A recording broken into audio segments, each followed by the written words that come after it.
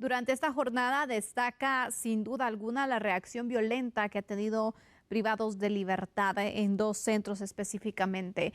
Es necesario poder abordar esta situación porque sabemos que como medidas preventivas las autoridades han tomado la decisión de suspender visitas, pero obviamente esta situación se ha salido de control, Fernando, tanto así que han tenido retenidos a agentes del sistema penitenciario, los guardias penitenciarios que han estado ahí.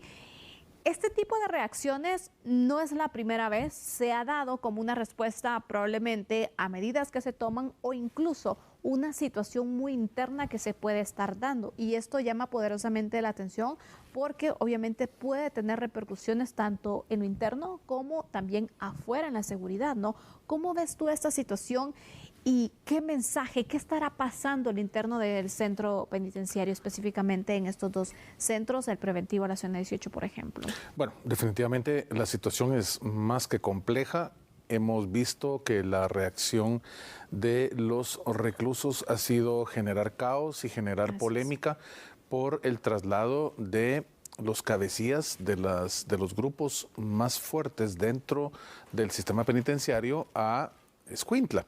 Y entonces, en el momento en que ese traslado se da, naturalmente hay inconformidad, no solo por los trasladados, sino que también por el grupo de quienes conformaban obviamente su grupo dentro de la cárcel. Interna. Claro, la organización que al final de cuentas tiene un concepto muy interesante cuando hablas de pandillas y es una cohesión muy fuerte, muy fuerte. Realmente las pandillas se convierten prácticamente en una familia y cuando se genera este tipo de decisiones por parte del Estado de separar a los cabecillas, pues naturalmente se genera esa situación de no saber cómo manejar el esquema cuando no se encuentran quienes siempre toman las decisiones. Entonces, acá lo que vimos fue una reacción por parte del grupo que obviamente a través de disturbios y ataques tratan realmente de hacerse escuchar. Y la exigencia era una: regresen a nuestros cabecillas acá con nosotros.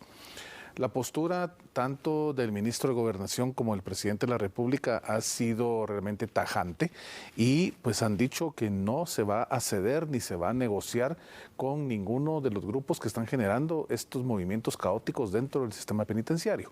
Y considero que esto, al final de cuentas, es una postura oficial que se ha venido manejando ya desde hace varios meses y pues por lo mismo se ha dado incluso muchas aseveraciones por parte de las autoridades del Ministerio de Gobernación en cuanto a que todos estos movimientos y presión que se está generando en contra de esas organizaciones criminales dentro de las cárceles, naturalmente va a generar represalias y va a generar esa bulla en la sociedad con movimientos de espacios donde el crimen se siente y la población lo percibe de una manera muy fuerte porque los datos y las estadísticas son realmente muy directas y muy puntuales en cuanto a lo que significan ataques directos que se están manejando a nivel pues de muchas áreas en el territorio nacional. Así que esto es lo que ha acontecido hoy. Por supuesto, es un tema que no se arregla tan fácilmente en pocas horas y seguiremos pendientes de ver cómo va evolucionando el tema. Y sobre todo el riesgo, ¿no? Porque sabemos también que los privados de libertad pues no la piensan al momento de poder actuar de una forma así violenta, sangrienta incluso. Entonces es un tema muy delicado que deben de tratar las fuerzas de seguridad también para poder reaccionar y prevenir una escalonada todavía de violencia en estos centros carcelarios. ¿Cuál debería ser el papel, Fernando, que deberían de jugar las autoridades para poder tratar esta situación? Porque si bien está el tema del resguardo del resto de privados de libertad, de los guardias penitenciarios, por ejemplo, pero también tienen que hacer valer su autoridad. Claro, creo que la posición oficial hasta este momento es la de no negociar. Incluso me llama mucho la atención una de las aseveraciones que se generó en redes sociales por parte del ministro de Gobernación, en donde él era muy claro y explicativo respecto a que en gestiones anteriores sí se había dado el hecho de negociar con estos grupos. Sin embargo, él fue puntual diciendo que esto no va a suceder y que entienden el movimiento que están haciendo y las repercusiones que esto puede llegar a tener por el movimiento que se hizo de trasladar a los cabecillas para la cárcel de máxima seguridad. Entonces, obviamente, aquí no vas a tener un espacio de conciliación para nada, de poder mediar de alguna forma lo que está aconteciendo, no se va a dar porque no es una figura y tampoco una atribución que el Ministerio de Gobernación y el sistema penitenciario se estén arrojando en cuanto a poder decirles, bueno, miren, cálmense y vamos a traer, aunque sea a unos cuantos de los que se fueron. Y si lo hacen, fracasan en su intento por poder regularizar. Y creo yo que al final para eso fue el generar este cambio, esta compostura que se hizo de las instalaciones de la cárcel, que hoy pues es considerada por el Ministerio de Gobernación y el sistema penitenciario como de alta seguridad. Veremos si realmente esto se va calmando, esa es la idea, que no pueda escalar a otro nivel más fuerte, porque incluso pues sí se tuvo el problema de que habían rehenes de los guardias del sistema penitenciario que estaban dentro, que habían realmente tratado de contener el movimiento, pero pues naturalmente ha sido un problema de todo el día. Así que la información fluye y por supuesto TN23 está pendiente con sus equipos periodísticos para llevarle a usted lo más importante de lo que en este tema pueda ir aconteciendo.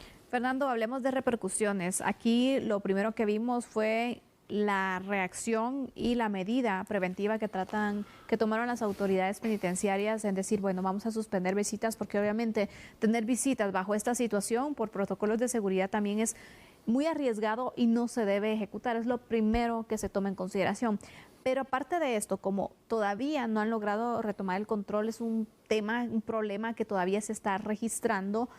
¿Cómo esto afecta incluso en el tema, por ejemplo, del desarrollo de audiencias, el traslado de reos? Porque obviamente hasta estos aspectos tienen que considerar cómo impacta en el desarrollo de casos, por ejemplo, el proceso legal que llevan otros reos. Sabemos que no todos están bajo esta modalidad de esta situación tensa que se está viviendo. Es un grupo, obviamente, que sus intereses se vieron tocados y obviamente están reaccionando de esta manera, pero hay privados de libertad que probablemente están esperando a ver qué sucede y probablemente también tienen sus audiencias programadas próximamente y quizá el traslado va a ser un tema también que se puede afectar, ¿no?